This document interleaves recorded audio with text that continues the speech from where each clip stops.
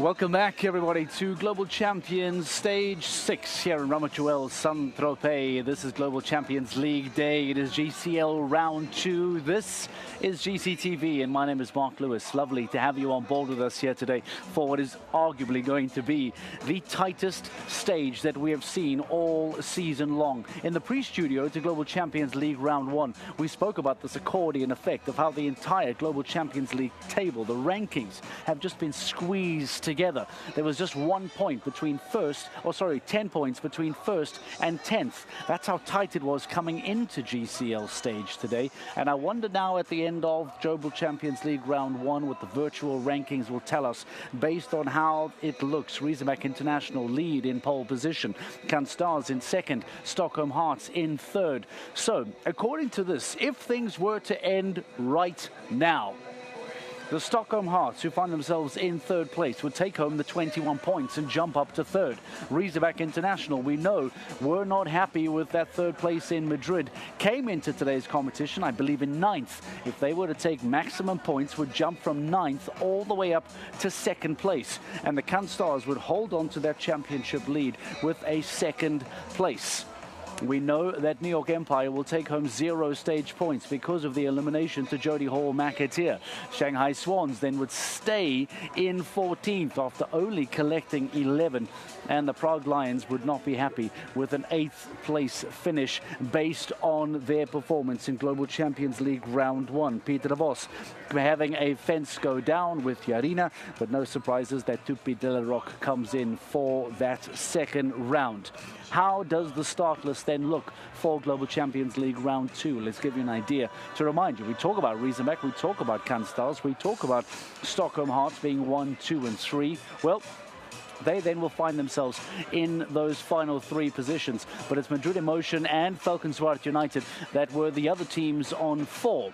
You may be seeing the yellow tab next to the numbers alongside the teams. Well, that is an indicator that the teams have made changes. If there is a yellow tab next to your team, there have been changes made. And Fredrik de Backer will talk to us about those changes. But as it stands now, only 13, because there is no New York Empire powered by Lugano Diamonds, but every single one of the 13 teams have either made rider or horse changes. So that means it's going to be a busy afternoon for Fredrik de Backer, who hopefully can take us through some of the more important changes and perhaps some of the surprise or predictable changes that we saw.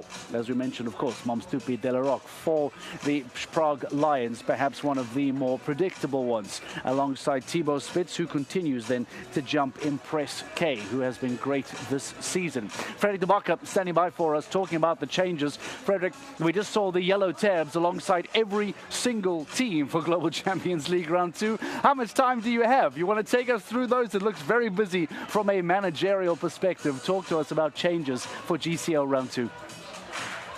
Yeah, I had to look twice on the start list to make sure, am I right, did every team change? And it's true, every team made changes, horse or rider changes. And if you say every team, that means including Riesenbeck International, powered by Kingsland. It's Philip Weishaupt there who stays with Kobe, but it's Christian Kukuk who goes from Mumbai to Checker who won that Grand Prix in Madrid just 2 weeks ago. So that's a team who made just 1 change. Also, Falkenswart United with just 1 change. That was already mentioned in a pre-studio Round 1. It was Ening who was planning from DPS Revere to go to Priam du Rosin. So those are the changes that we knew that were going to happen. Same with Moms Tupi de la Roque. Moms Tupi de la Roque with Peter de Vos made a change as well.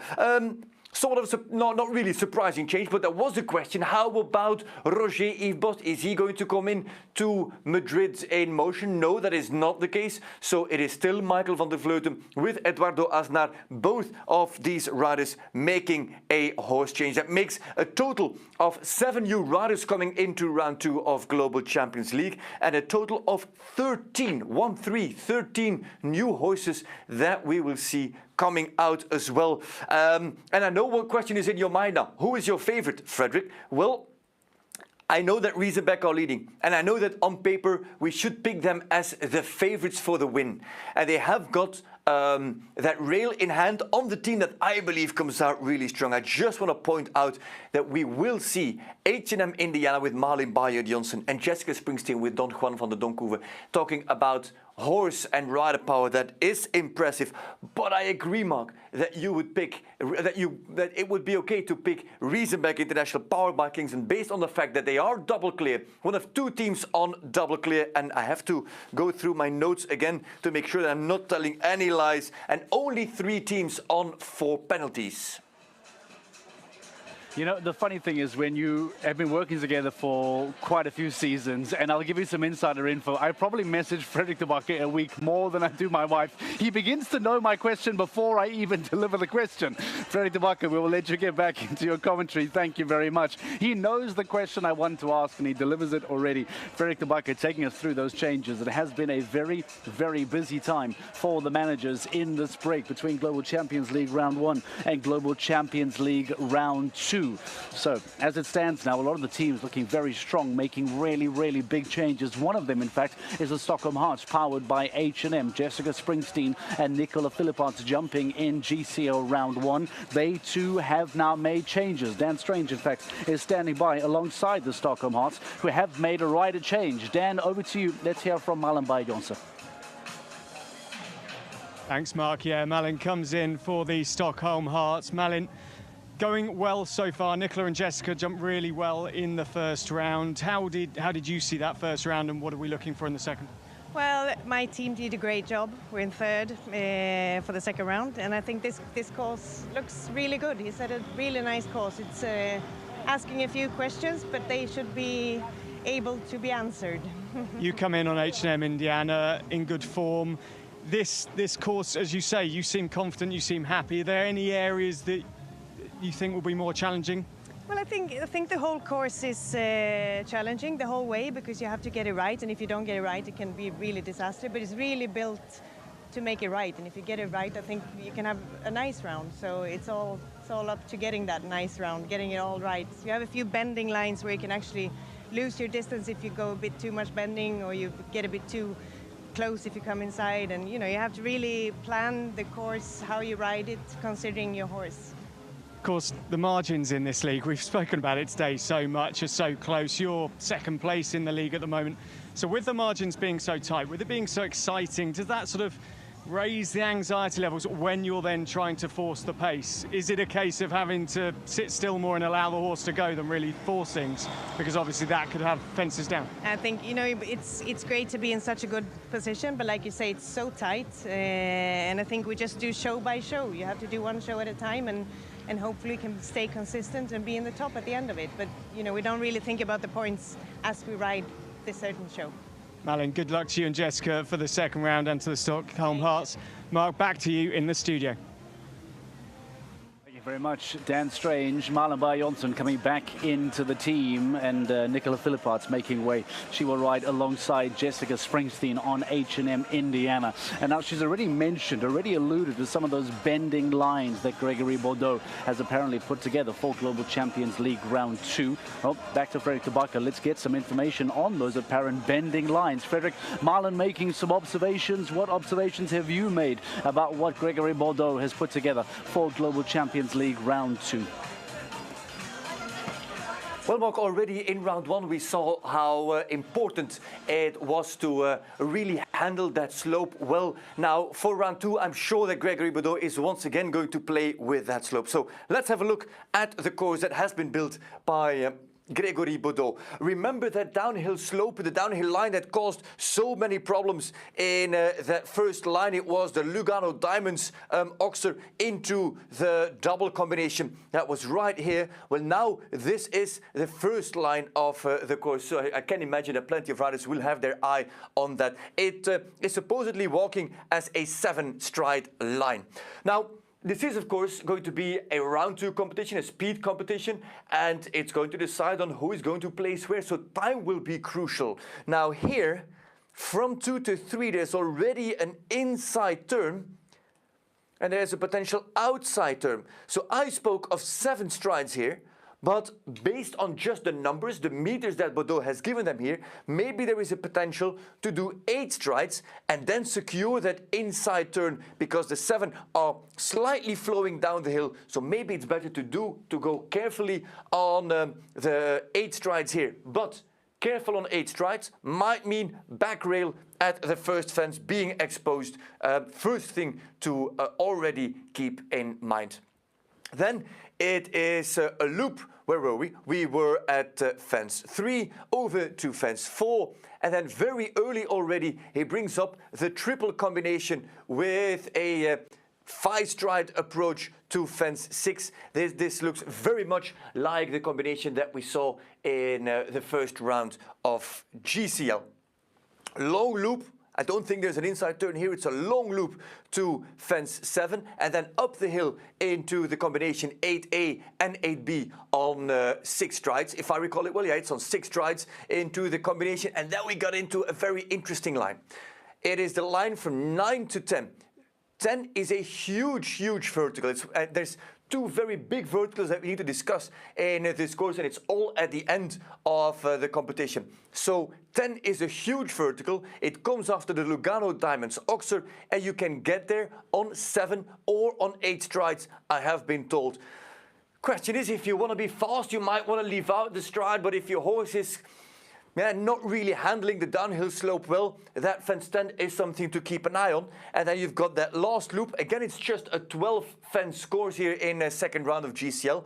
But that second last fence is also a huge vertical. It is fence 11, and then it is 4 strides into the final fence at fence 12. But especially this line, the final one here, 9 to 10. Is it 7? Is it 8? How are you going to handle it is a question. And then the final line as well. This is pretty much the course. And what I heard from Malin Bayer-Johnson is what I hear from many riders down there in Ramatuelle, Saint-Tropez. It's not incredibly difficult. It's not incredibly technical, but that's what they also said about round 1, and we didn't see that many clears. Now, did we? Only 2 teams on double clear. So it seems jumpable, but knowing Grégory Baudot, we'll see a lot more questions arise once we get on the way with this second round of Global Champions League in Ramatuelle, Mark.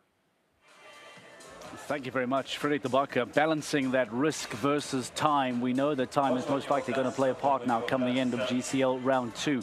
So then, as he said, some of those lines, is it a 7, is it an 8? Is there an inside turn somewhere for one of the teams to take to try and speed up the clock and put pressure on those around them? We will find out in a few moments' time. We take a break. When we return, we get some more reaction from some of the riders of Global Champions League round 2 and get ready to build up to the big close here of Ramatuelle Saint-Tropez on GCL Day.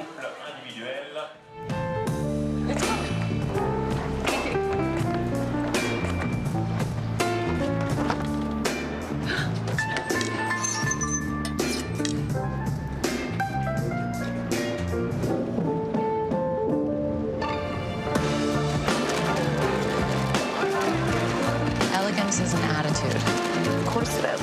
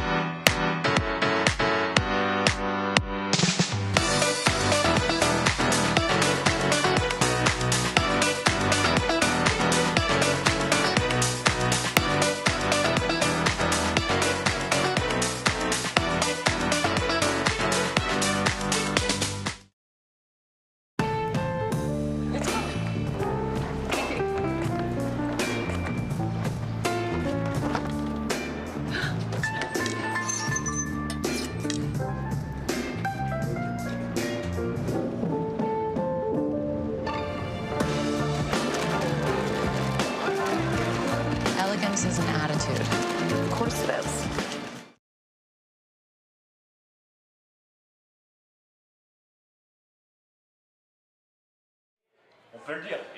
Welcome back to GCTV. Just a few moments away from the start to Global Champions League Round 2. The individuals about to get underway shortly, and then the teams will follow shortly after that. But the Can Stars, powered by Iron Dames, the championship leaders, and the penultimate team to go in GCL Round 2, standing by alongside with Dan Strange. Dan Strange along with Kim. Let's hear what Kim Emmen has to say, Dan. Yeah, thanks, Mark. We've got Kim Emmen from Can Stars down here. We're right by fence 2, just before we walk through the potential inside line between 2 and 3. Kim, the line from 9 to 10, what's your thoughts? 7 strides or 8? My thought was to do 8, but for sure there will be riders that have a bigger horse or a bigger stride that will do 7. So really quickly, we're going to walk this inside line. We've got the vertical here at 2, and there is an outside or an inside line. What is your thoughts on it between 2 and 3? Yes, I think the teams that are close together, they might choose to go in front of the red vertical because of the times allowed and the times in between. But you can also go around. I think it makes 1 or 2 seconds. Have you decided inside or outside line? Depending what the rest of the teams will do and a little bit how close we are on the end, we make a decision what we do. I can tell by the music, Mark and Kim, that the action's about to get underway. Kim, best of luck. Mark, back over to you in the studio. Thanks very much, Dan Strange. I thought that you and Kim were enjoying yourselves. They're getting ready for the individuals. Music has indeed begun, so because of that, let's go straight into the Romutuel Sun Tropez Arena. Global Champions League Round 2 just around the corner. This is GCTV, and welcome to the beautiful French Riviera. Je rappelle qu'on joue quand même l'épreuve de qualification pour le Grand Prix. Hello, ladies and gentlemen. Welcome to Romutuel Saint-Tropez and the Longines Athena Onassis Horse Show for the 6th Grand Prix qualification of the season. And this time we are in the Côte d'Azur at the French Riviera. That's Marco Kutscher, I think, with Christian Aman's daughter on his lap. Aman, who sat just a few chairs in front of him. So the Grand Prix qualifier is coming up. It's a qualification with more riders than normal. And why is that? Well, not really more than normal, but normally the balance would be different. We would see more riders in a second round of GCL and less individual contenders. Well, this time it's a little bit different, and it has everything to do with the elimination of New York Empire, powered by Lugano Diamonds. 21 riders will compete as individuals. And what is it? Then it is another 26 that will compete for the teams.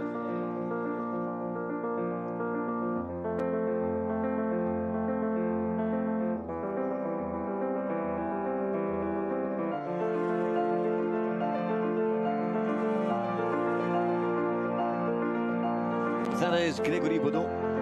That man has built the course. Both round 1 and round 2 will be with us tomorrow as well for the LGCT Grand Prix. Meter 60 class is coming up. As mentioned, we've got 47 in total, meaning that 7 will need to drop out and will not make the second or the Grand Prix tomorrow. That is the harsh reality Grand Prix that he must make. Max Kühner as he's trying to close up and get hot on the heels of Eduardo Alvarez Aznar, our championship leader.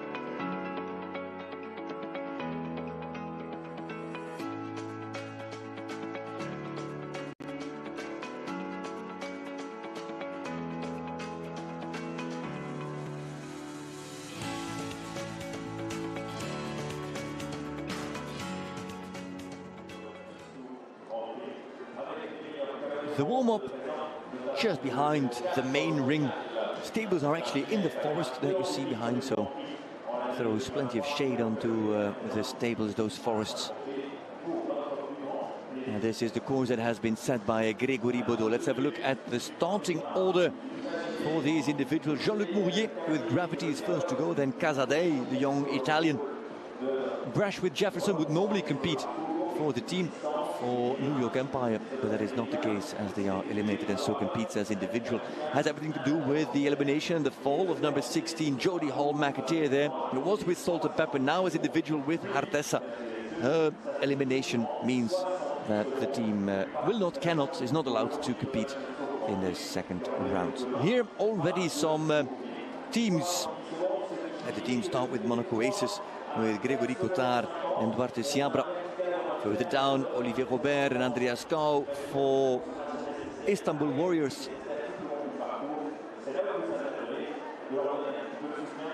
Ening and Whittaker, Asnar, Van der Vleuten, Paillard, Johnson and Springsteen with Don Juan, Eckerman and Emmen and Koekoek and Weishaupt.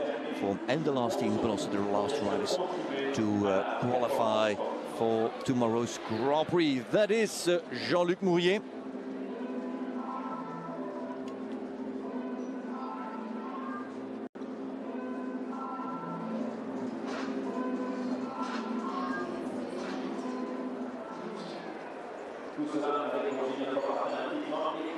Jean-Luc Mourier, the 57-year-old Frenchman, just waits for the ring to open.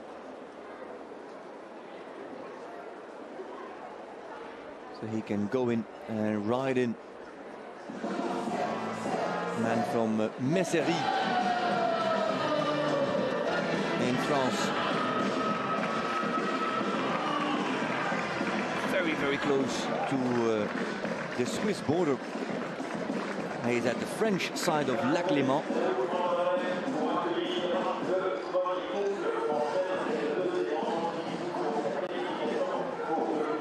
And that's the Lake of Geneva. Or the French call it Lac Léman. And that's where Jean-Luc Mourier is based. It's a bit north of Annecy. On the edges of Lac Léman. Jean-Luc Mourier with Gravity, and Gravity is by Andy Amozed and Cardento, Dutch bred. Andy Amo, known for his sharp quality horses, but also sometimes difficult hot. They can be as well the Osprey.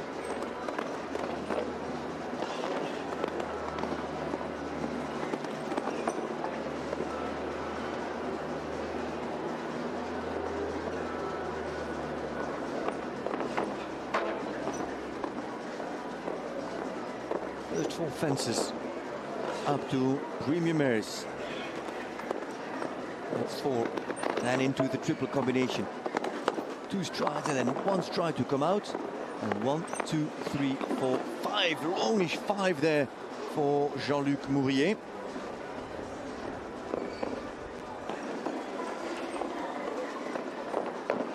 Six into the double. Well, it's a big fault. Deep to the base of the oxer and then a hard landing on the back rail.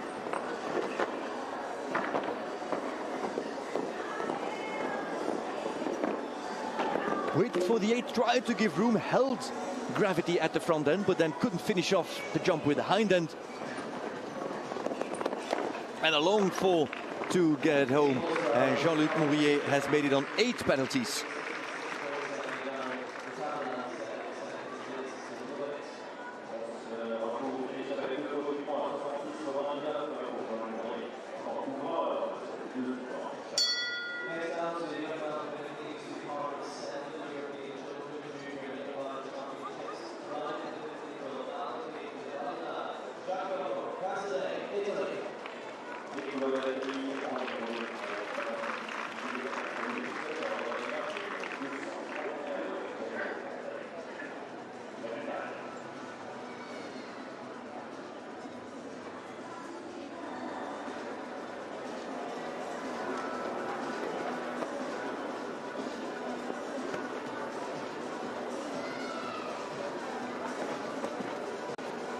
Second man in is Giacomo Casadei with Valentine de Villagana. Oh, and that looked or sounded like a rub already for Casadei and Valentine.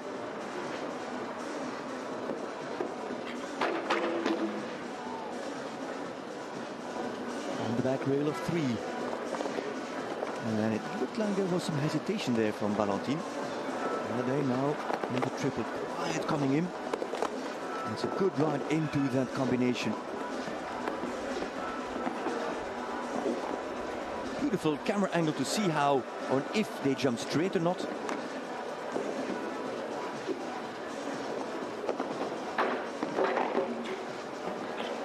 And the combination up the hill was a problem for Mourier.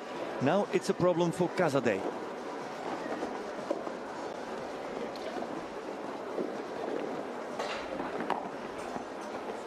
Gutsy approach to that tall vertical with the speed that they create down the hill. He's very confident, and it's also 8 at the end for Giacomo Casadei, who is a fraction, 0.06 of a second slower than Jean-Luc Mourier. Giacomo Casadei retires. He ranks second at the moment with two riders on 8 penalties as it stands right now.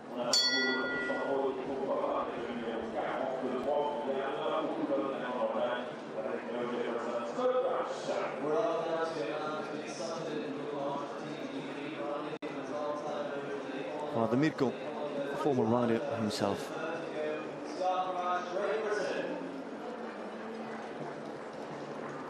Scott Brash, hello Jefferson, next.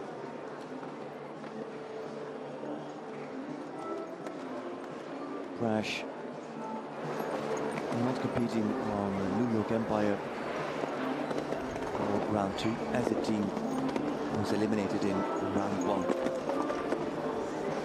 Inside turn in front of the red upright.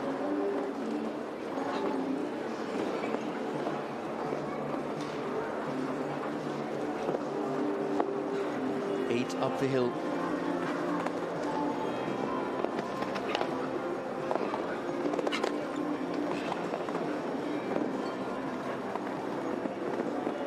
Longish 6, you really have to land and ride to get those 6 to that big oxer.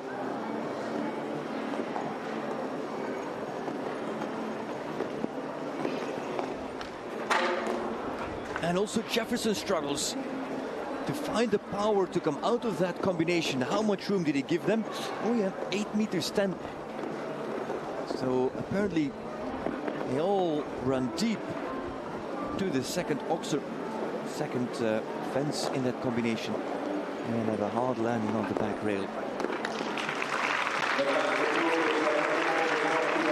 64.75 with a single fence makes 4 penalties. It's the current leader there, Scott Brash, with hello Jefferson.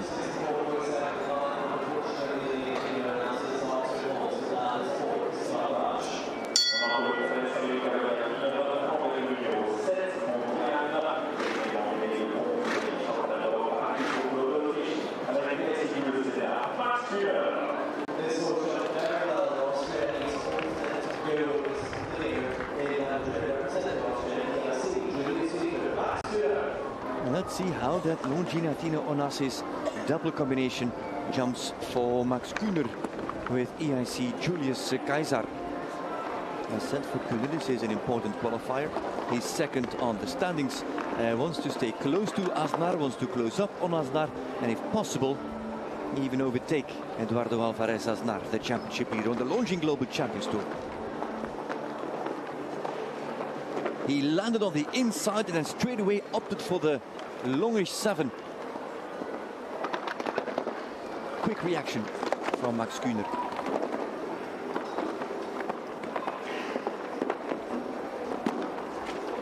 And real Longines, and now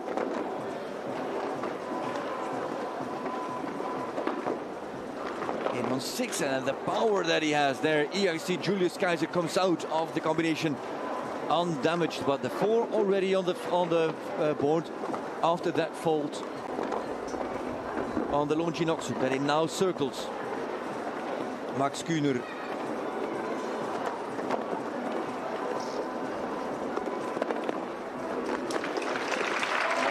The finish 65.34. He goes just behind Scott Brash on 4 penalties. Max Kühner and EIC Julius Kaiser.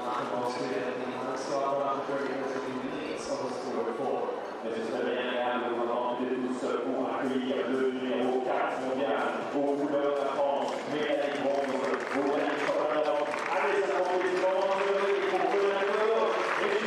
Foregone, no clears. 2 on 4, 2 on 8. Brash and Kuhner on 4. Mourier and Casadei on 8 penalties. Who is next? It is Julien Epaillard with last year's Grand Prix winner with Donatello Doge.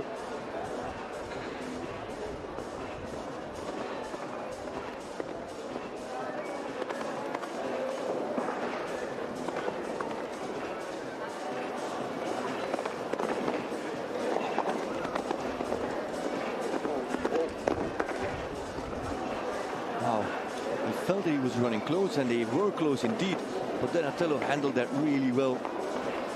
Stood longer on his hind legs than normal, took his time to jump that vertical. Yes, again, how smart he jumped that. It's naturally a fast horse over the fence, but he also has the ability to really slow down.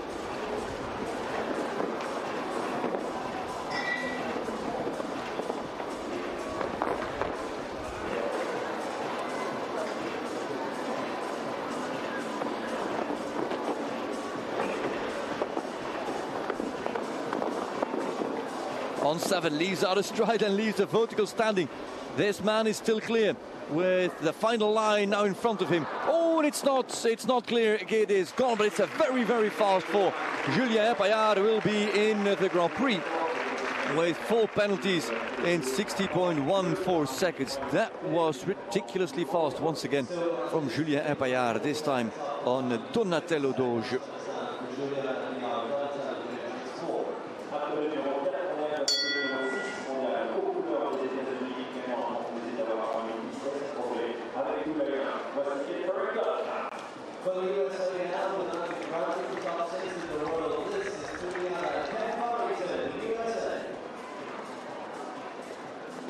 Who will produce the first clear, ladies and gentlemen, in this Grand Prix qualification? It's Kent Farrington next with Tulena.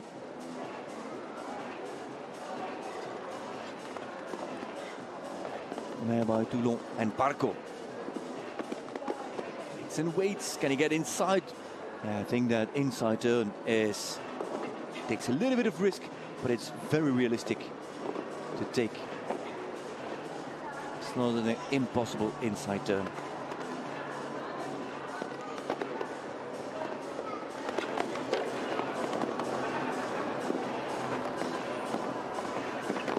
Oof. That was an awkward approach there, coming out of the triple.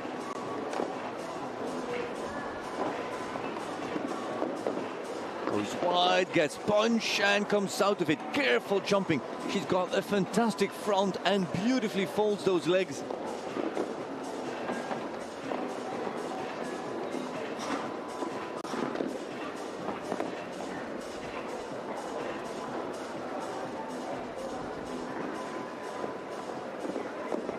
And there's the first clear. Kent Farrington with Tulena. 63.39. We've got a leader. And we've got a first clear. Kent Farrington goes clear in 63.39 seconds.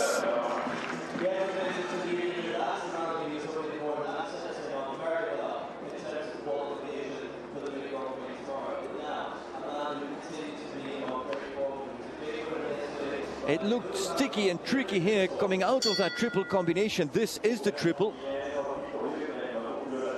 Oxer, vertical, vertical, and then 1, 2, 3, 4, 5, 6. For a moment there, I think because he landed so much on the inside line, it looked that for a fraction there was a 5, which was maybe not realistic.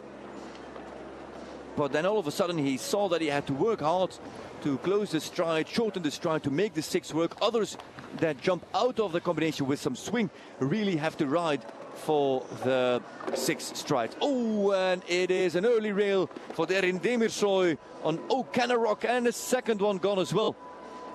O'Cannarock, who jumped a great clear for the Warriors in round 1.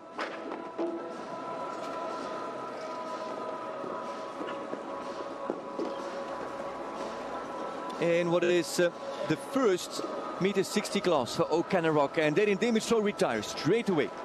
10-year-old gelding hasn't jumped to meet the 60 class just yet. Thought that the horse was ready, but maybe gave a bit too much energy in the first meter 55 class earlier today, and then pulls out of this competition. Derin Demirsoy with O'Canarock, and so no Grand Prix qualification for him.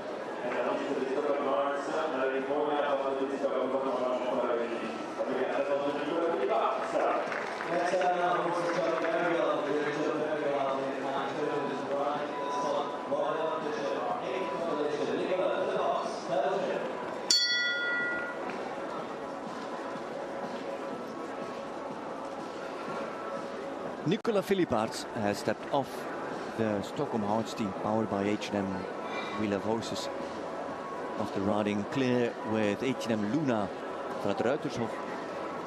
Now Philippaerts is on Moya van de Bisschop.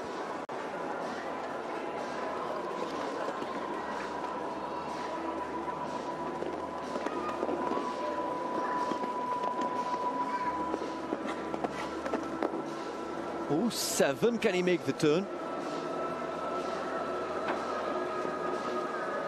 Really swung over that vertical of Lamborghini. Moya.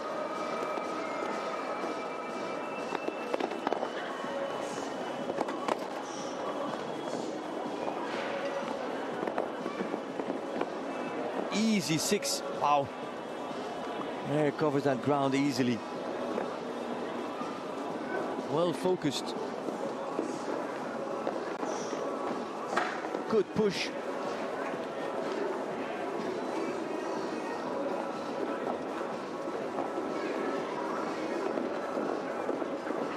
A 7 to the upright, and he has that down. We've seen 8s, now we've seen 7s. And Philippaerts now with a second one gone. And a third one.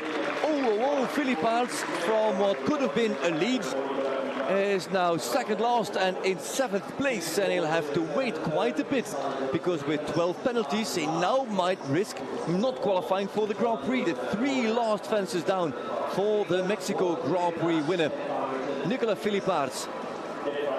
What a tough run for him.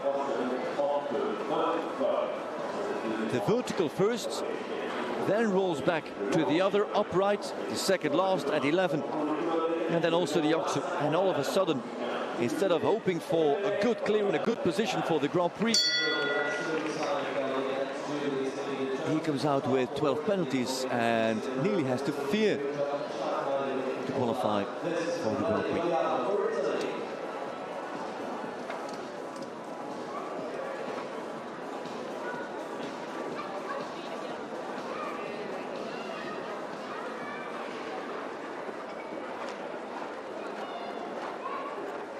There's Emanuele Gaudiano on the big gelding Julius D.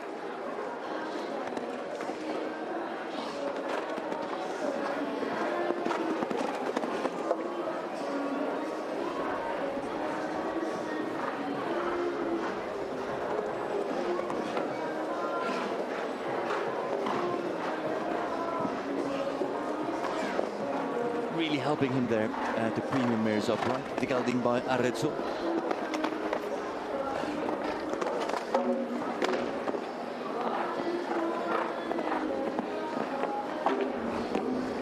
His notorious hind leg swings, but it's at the front end that he catches the rails, and so Gaudiano is now on 8 and has to be careful not to sit in the same position as Nicolas Philippaerts.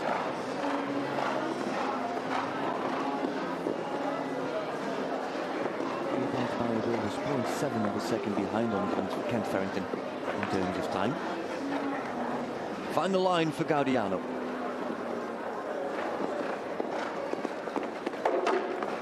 Oh, and he is indeed on the same scenario.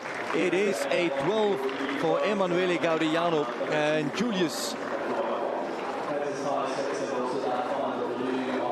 12 penalties and his time put him behind Nicolas Philippaerts. 66.83 for Gaudiano versus the 64.07 of Nicolas Philippaerts.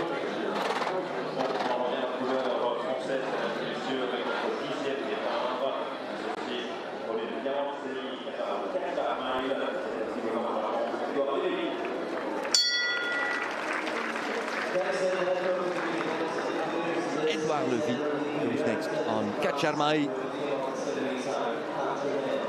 The stallion.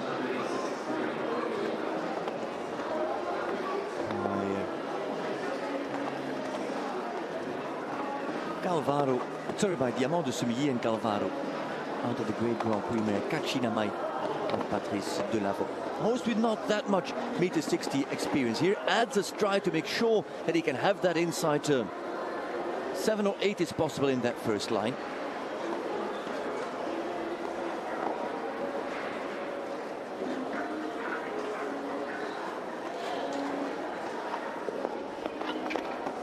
Deep, oh la la. That looks very deep, but then handled beautifully by Kacharmai. Maybe the camera angle disguised the point of takeoff a little.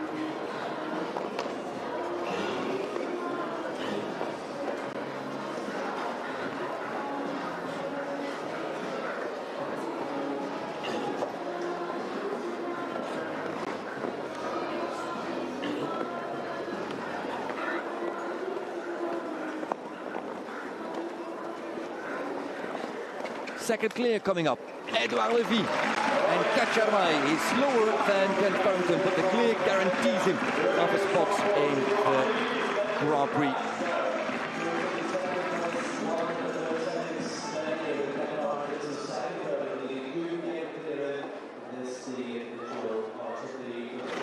Edouard Levy with Kacharmai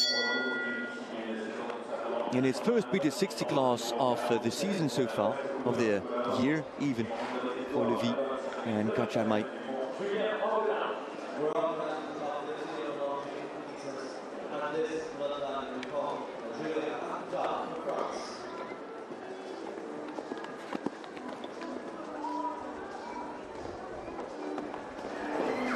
Julien Cotin, Blonde Diamond Dupont.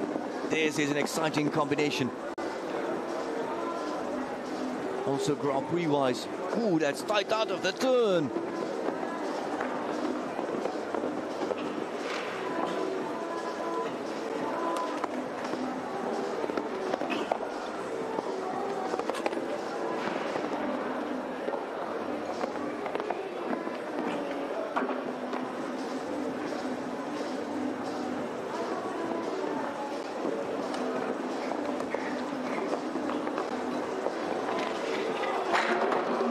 That's a hard fault on the back way.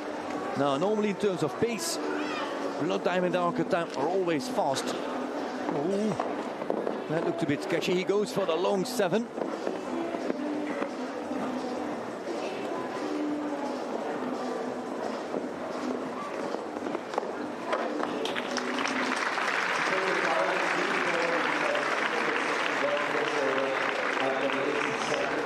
Finishes with a fast 4. Slower than Epaillard, but that's no surprise. He is 61.09.08, still 2 seconds quicker than Ken Farrington.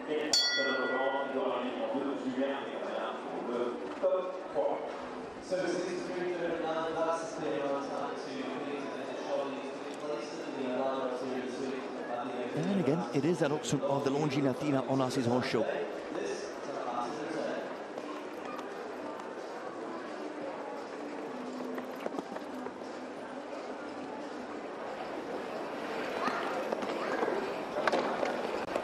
Trail, Ines Jolie with Ambassador Z.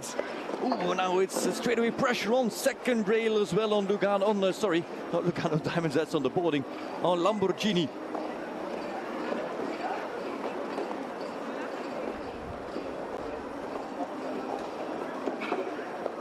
Ines Jolie has to keep everything together now, flirting with not qualifying for tomorrow's Grand Prix. And there she is now on 12. Puts a level with Gaudiano and Philippat.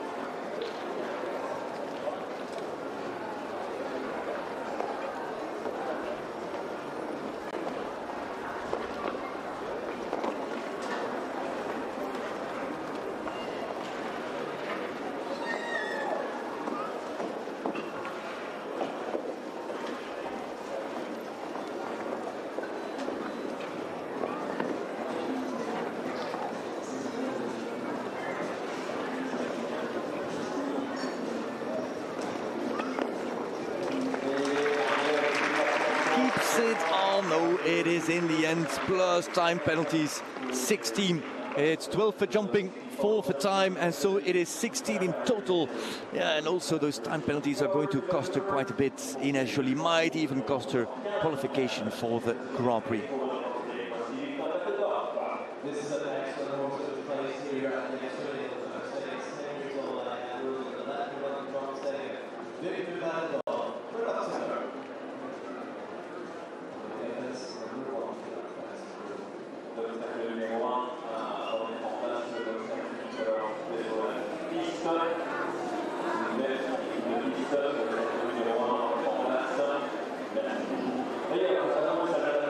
Ines Joly, 16, so second last after the first 12. Kent Farrington and Edouard Levy have jumped clear, and they are guaranteed of a spot in the Grand Prix. 47 will compete in this class. That means that 7 will not make the cut. Scott Brash with his fast 4 in 64.75 is already guaranteed because he has got 7 riders behind him. So basically, if the next man stays in front of Max Kühner, because Kühner is the next, 4 penalties in 65.34, and the next man is qualified. And the next man is Victor Bettendorf with Electro van de Kromsteeg Z, son of Emerald, with the man from Luxembourg. It's safe. He knows he's got a naturally fast horse. He goes wide and around the turn for the lunging clock.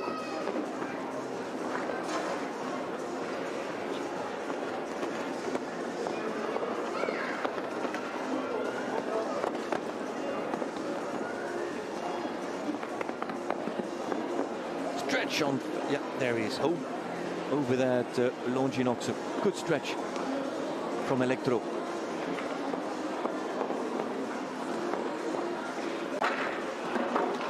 Back rail, that combination has caused a lot of problems, a lot of drama.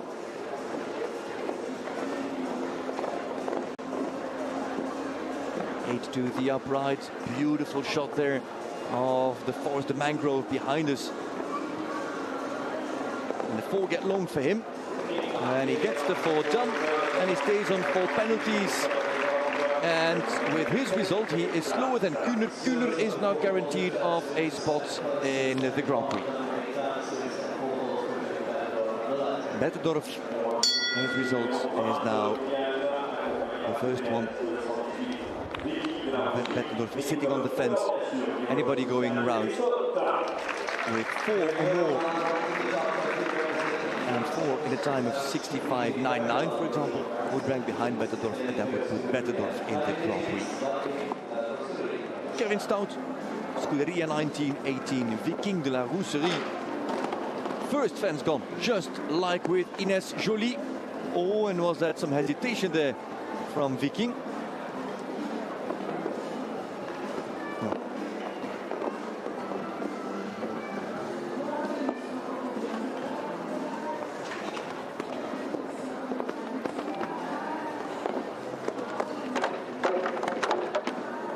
There goes another one, center of the triple. Stout is on 8.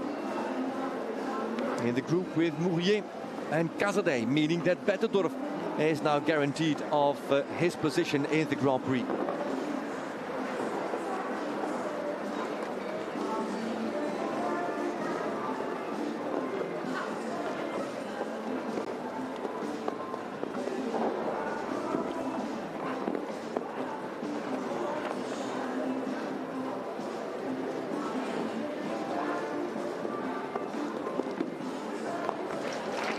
On 8, stays on 8, 64.96 seconds for Viking de la Rousserie, Scuderia 1918, Viking de la Rousserie. Bettendorf guaranteed of his position in the Grand Prix, and Stout with his fast 8 is now the next man sitting there on the fence. He's in 8th position now. He needs somebody to come home on the results worse than his to be guaranteed of qualification for tomorrow.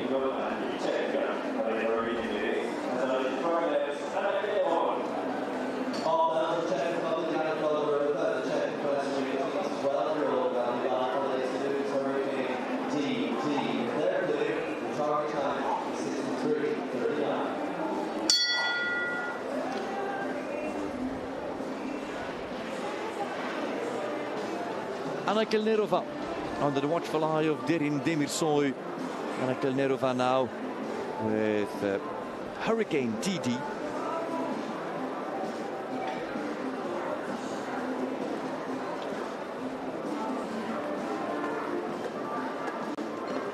Hurricane by Falaise de Muse.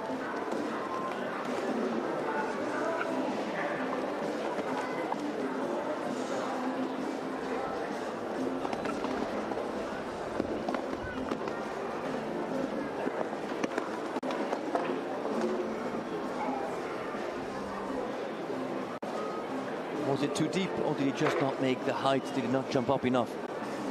Kelnerova. Lots of faults early in the course. A few have struggled in the combination, but not many. Not many have had problems here. Now comes the line with an oxer that requires a lot of scope and power.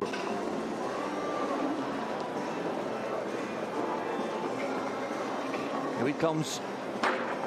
And Hurricane also falls, literally falls under the pressure. And then puts Kelnerova on 8. Stout had a very fast 8 penalty, 64.96. If Kelnerova doesn't make that time, then Stout is in the Grand Prix of tomorrow. And it seems to be the case.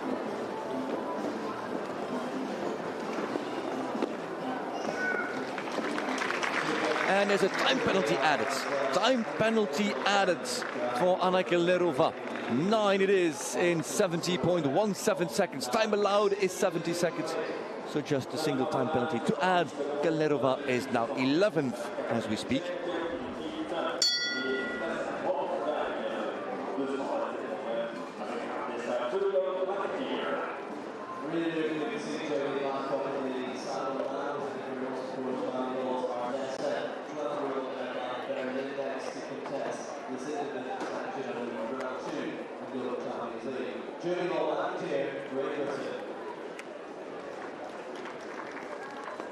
Jody Hall-McAteer, after her fall in round 1 of GCL, now as individual with Hardessa.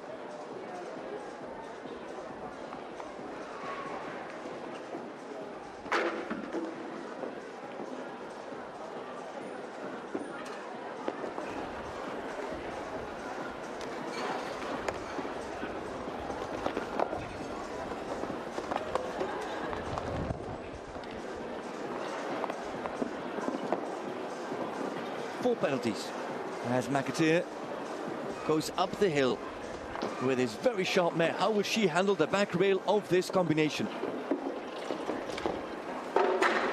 Same as so many. This will now get into the heads of those team riders.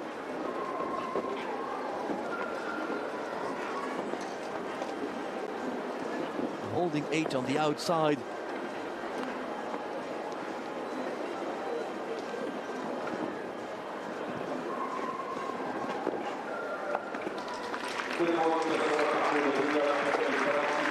And McAteer keeps it on 8 penalties, 66.81. She is 200th of a second slower than Jean-Luc Mourier. It is now Jean-Luc Mourier who qualifies for the Grand Prix, with Jody Hall-McAteer just sitting behind him. And don't forget, we are 16 combinations into this class and 2 have jumped clear.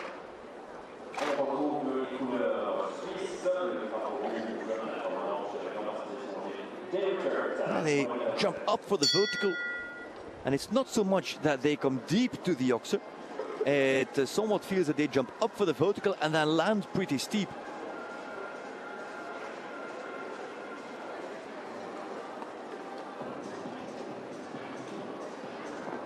Jay Richard next with Molly Malone Z. That combination number 17 already.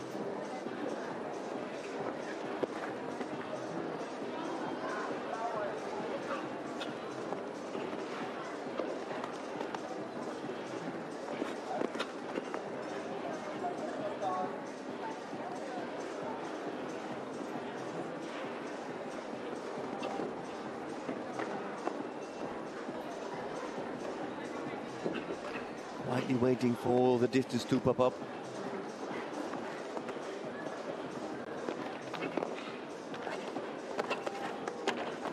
Safe.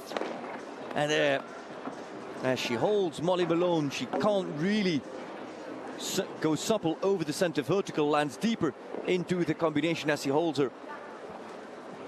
And now 2 fences gone all of a sudden for Jane Richard. That's a third one. Of course, the back rail of Longinatina Onassis.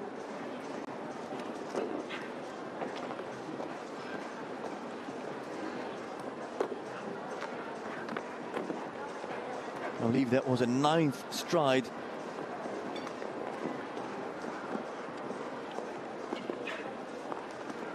And it's 16 in the end. McAteer is in. Jane Richard is far from qualified for the Grand Prix. Third last as it stands. Jane Richard on 16 penalties, 68.33. That's her time. Only Ines Joly on a slower time. And Derek Demirsoy, who retired behind her.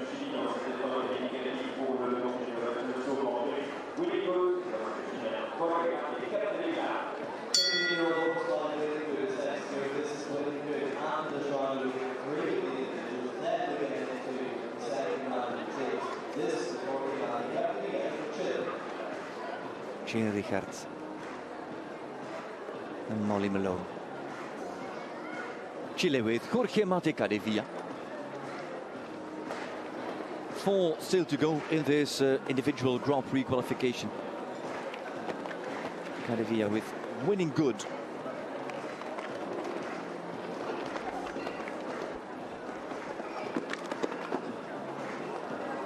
He goes wide, steady wide, he says. Not to get caught by front or back rail of this Longinoxer. Nevertheless, had the rattle there.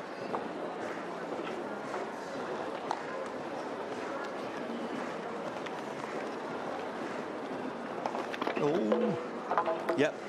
He checked once, did not really have the distance at first that he wanted. Waited and got too deep to the Oxer. Mate Cadevilla now on 8.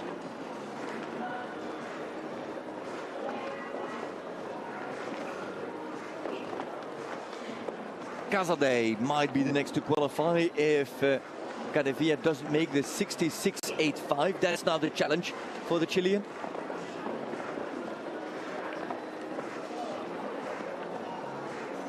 .66.85. All of a sudden it's become a speed class to qualify. And he's not going to make it, so Casadei is in and Cadevilla not just yet. But he ranks just behind Casadei in 67.56. Jorge Mate Cadevilla with the gelding with winning good. The 2018 Grand Prix winner here in Tropez.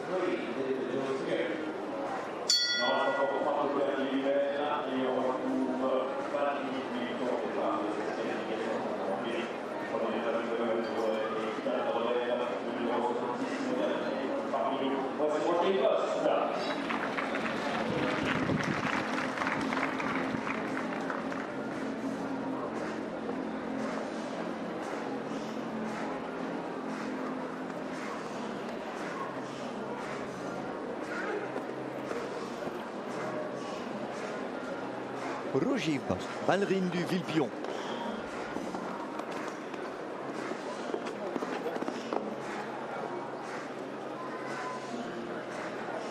Goes for the inside turn.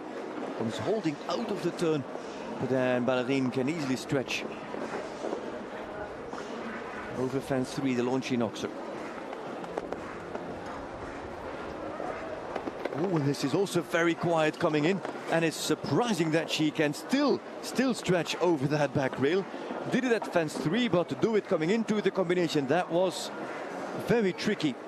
Nearly from a standstill. Roger Bast. Ballerine du Vilpion wants to go clear here.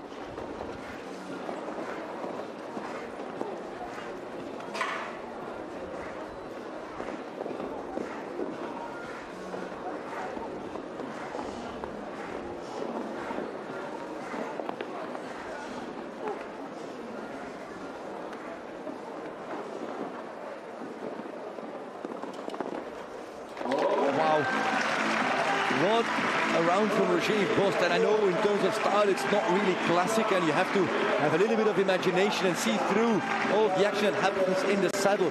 But how Ballerine du Villepillon jumped that clear, that was impressive. And it's interesting to see that mare jump this course in that fashion, because it really highlights the scope that she has, and more than we would think. Often you see her as this hot-tempered mare that runs and races around, but Bost did not make it easy for her at every fence. She really put in a good fight. Ballerine du Villepillon.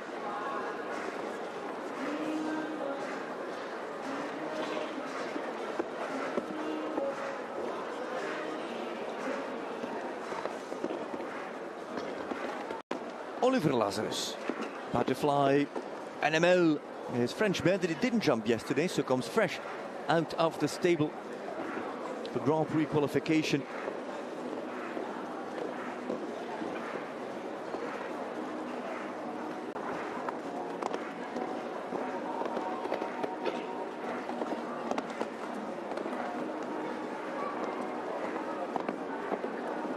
Look at that, he goes on 5 coming out of the combination, but then does roll the front rail.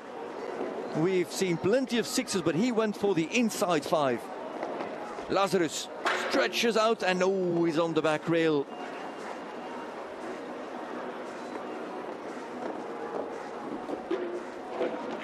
Aye, 12 it is now. That means that Cap de Villa is qualified for the Grand Prix. And Lazarus now has to make sure he's got a good time. The slowest on 12, 66.83, Emanuele Gaudiano. And Lazarus is just in front, just quicker than Emanuele Gaudiano. 16th place at the moment, keeps 4 riders behind him, Oliver Lazarus. Ideally, to qualify, you have to keep 7 riders behind you at least. Lazarus with 12 penalties, 66.36 the time. On the 5 strides with it's the back rail.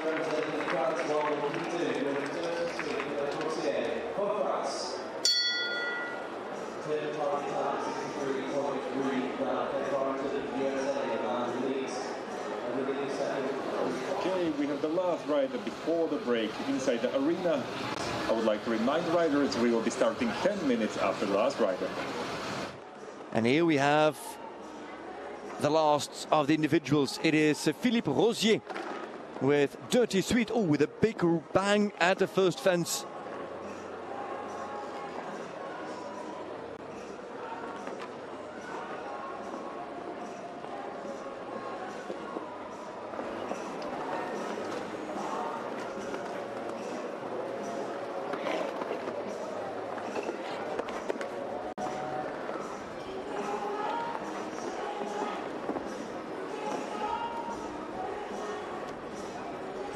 Rosier now fighting his way into that double. 1, 2, 3, 4, 5, 6. Goes wide, comes in with quite a bit of rhythm and can get out of the combination.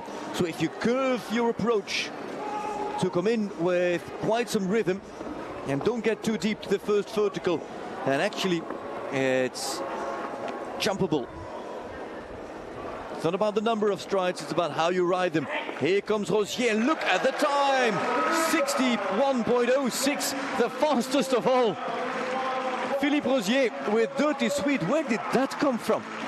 Julien Anquetin and Julien Paillard. Anquetin rode 61.08, this is 61.06, and Paillard rode 60.14, another second quicker, but still tremendous round from Philippe Rosier with Dirty Sweet to take the lead.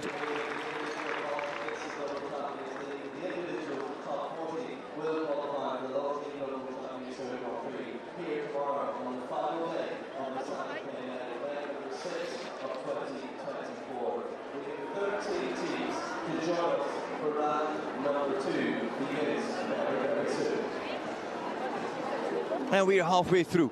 The individuals have competed and completed their qualifier. Rosier leads the way, Farrington is second, Levy is third, and Bost is fourth. Look at the number of French riders. 5 out of the top 6 are all French. That is a statement from Les Bleus here in Ramatuelle Saint-Tropez. There's a few French still coming from the teams as we now head over into Global Champions League Round 2. Only 13 teams coming next, live here from Ramatuelle Saint-Tropez.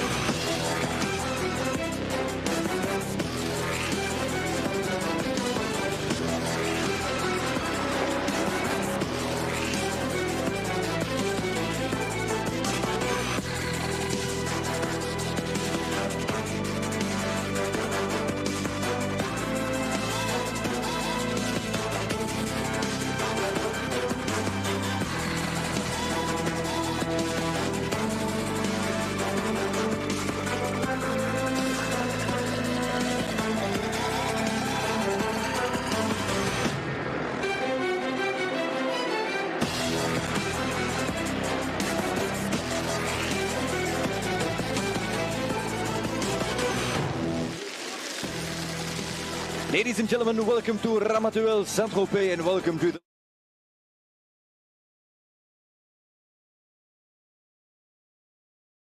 the Champions League season here at the French Riviera. One of the 3 events by the Riviera, if you also count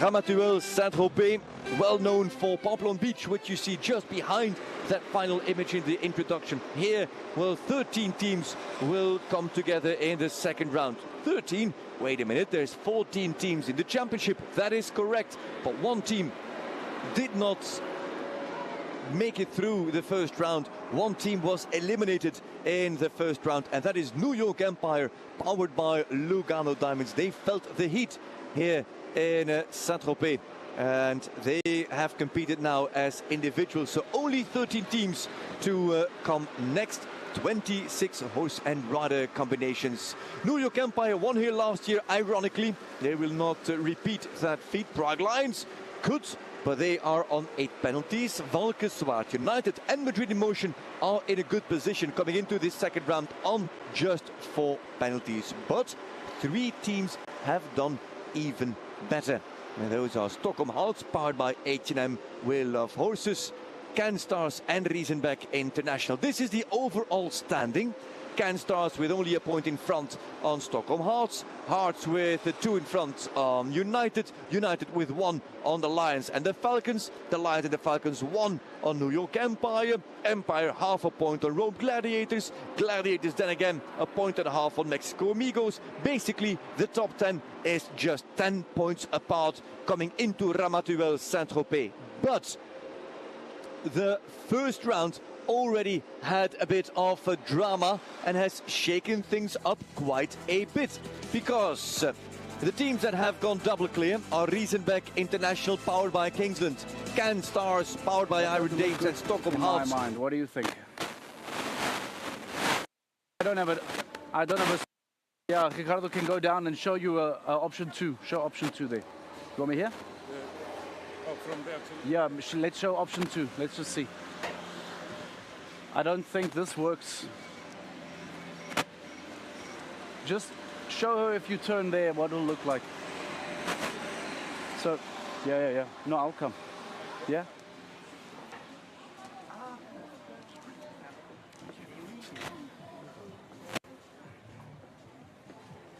So, Rita, this is option 2 that I think is a little bit nicer. If we do it like this, does that, but again, this is also terrible. What do you think of this?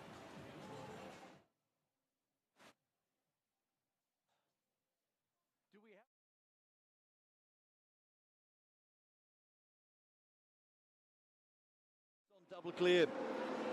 Riesenbeck and Can Stars, and then 3 on 4, which would make you think that we'll have to look for the winner inside the group of first 5, being Riesenbeck, Can, Stockholm, Madrid and Valkenswaard. But what about those on 8?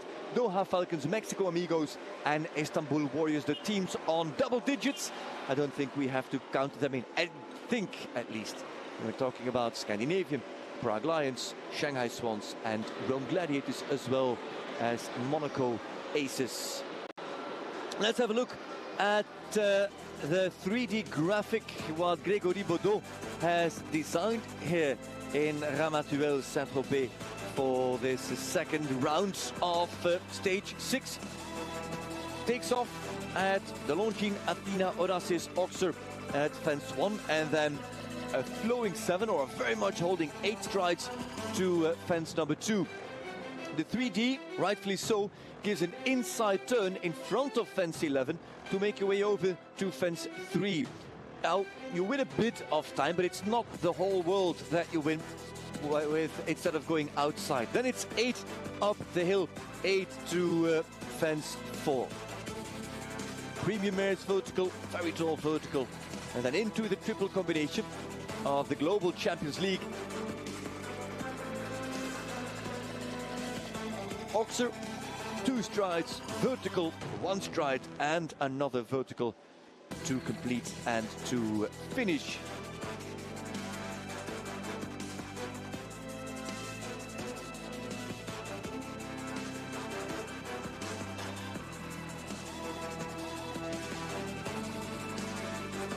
Next, after the triple, it's a very direct 5 or 6, depending on how you come out of that combination. 6 strides for most to fence 6, and then the rollback into what is going to be a challenging line. Up the hill we go, over the vertical, and then an outside 6, so you can come in with rhythm and punch to that combination, the second of 2 combinations.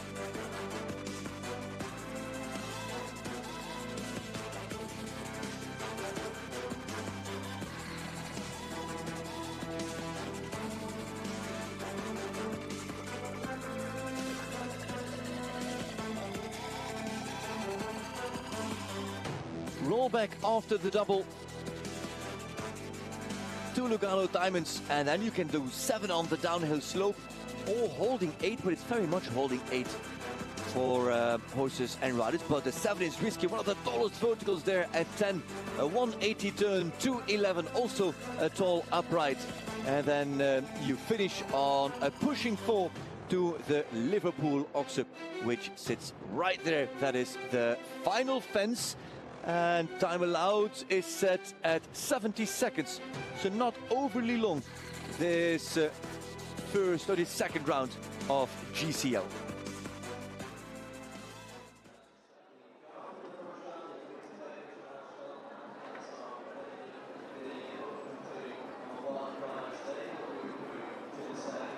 Let's have a look at the starting order. Monaco Aces, powered by Line of Porches, go first, and they carry a total of 28 penalties. Grégory Cotard, Duarte Chebra. It is 16 for Rome Gladiators, where Laura Kraut has gone to Bisquetta, Malvet has gone to Dynastie de Beaufour. 16 penalties they carry after the 12 for Malvet in round 1. Shanghai Swans, Kuhner is replaced by Alman. Sadran stays in, now goes to Dexter de Kerglen, a team on 12, a team on 10. Prague Lions, powered by Czech equestrian team De Vos, goes to Toupie de La Roque. Scandinavian Vikings, not a bad weekend so far, 10 penalties. It was 8 for Jorge Mate, it was 2 for Sara Vingralkova. Vingralkova, new horse, and Gulliksen replaces Capdevia. Warriors, powered by Carpe Diem. Robert replaces Derin Demitsoy. Skau goes to Napoli van Nederassenhof. First team on 8 penalties. Second team on 8 penalties is Mexico Amigos, where Casadei is off, Carlos Anguerreiro comes on, and Eduardo Pereira de Menezes goes to H5 Elvaro. Then there's a break, and after the break the Doha Falcons come in, also on 8 penalties, last team on 8 by the way. The Leicester stays on, goes to Cayman Jolly Jumper, Arquetin goes off, and Guéry comes in with Carreca Elite. 4 penalties for Valkenswaard United, where Eining goes to goes to Priam du Rosé. 4 penalties as well for Madrid in Motion, where both riders make a horse change to Legend and to O'Bailey. Also 4 penalties for Stockholm Hearts, powered by 89 Wheel of Horses, where Bayard Johnson and Springsteen with HM Indiana and Don Juan make really a power couple. And then 2 last teams, both on double clear. Can Stars, powered by Iron Dames, Kim Ammen and Katin Eckermann both make horse changes to Kalamandia and Imagine. And there's also a horse change in Riesenbeck International, powered by Kingsland, because Kukuk is now on checker, where he jumped clear on Mumbai. Weishaupt stays with Kobe. Those are the 13 teams in the second round of Global Champions League here in Ramatuelle Saint-Tropez. Don't worry, we caught you by surprise. The chit-chat, the socializing, the discussions, and of course the great hospitality here in Ramatuelle. Monaco Aces, powered by a line of porches. Here they go. Grégory Cotard came out of round 1 with a big score of 24 plus the 4 of Ines Joly. That makes 28.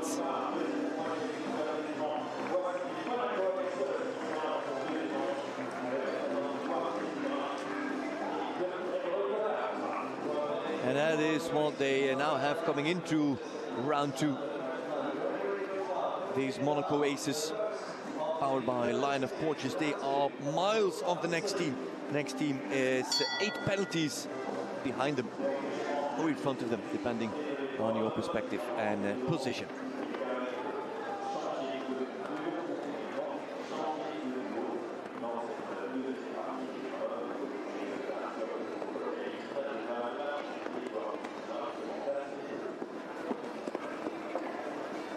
Cotard, inside turn. Up the hill he goes. 8 strides to the vertical, into the combination. That's 2 strides and 1 stride.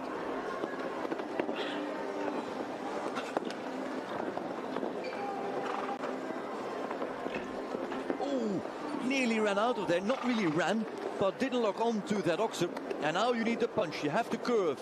1, 2, 3, 4, 5. A touch maybe too much on the inside. Can he get out of the combination? He can, just over the back rail with Cocaine Duval.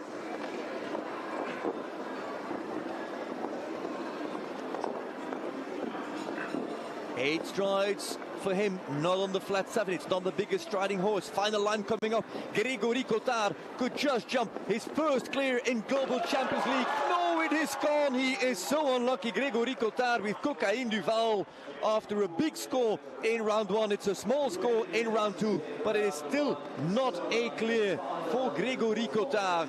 4 rounds jumped, no clears for him so far on Monaco Aces, powered by Lion of Porches. But this was disappointing.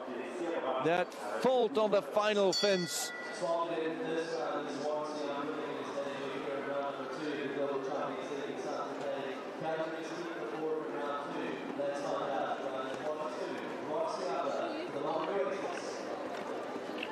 Yeah, if you come home on 24, then 4 is an improvement. Monaco Aces with Duarte Siabra, I'm told, and Dourados. Duarte has competed at every stage so far this season, averaging just over a rail per round.